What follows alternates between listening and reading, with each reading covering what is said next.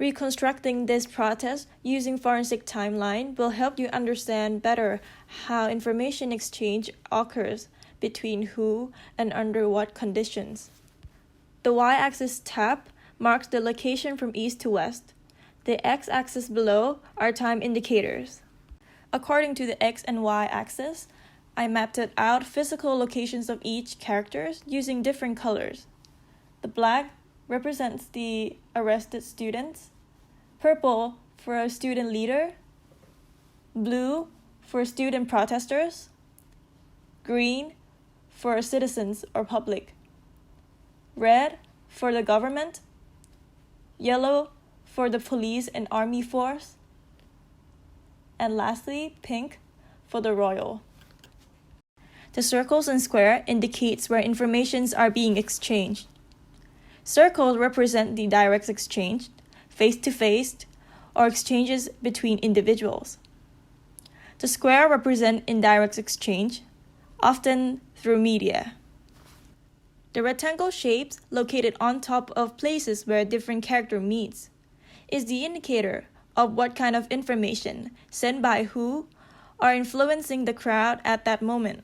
For example, this chunk over here, it happens in front of the Jalada Palace, so there are many false rumors regarding the arrested students being killed, which are believed to be spread by the government, creating frustration and confusions within the protesters, and the student leader can no longer lead the crowds. So it ends up becoming a violent confrontation between the police and the demonstrators. Back then, individuals does not have access to media like the government are.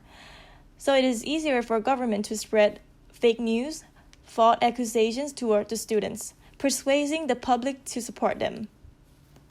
On the 6th October protest, the government focuses more on spreading manipulative information, accusing students of having intentions to abolish the monarchy.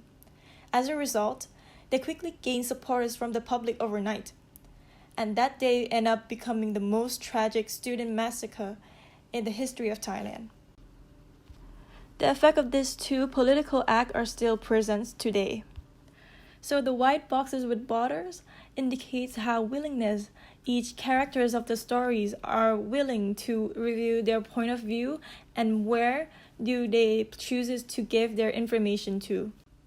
Despite having high technologies, internet connections, and individual access to media, the public are still constantly making questions regarding the event.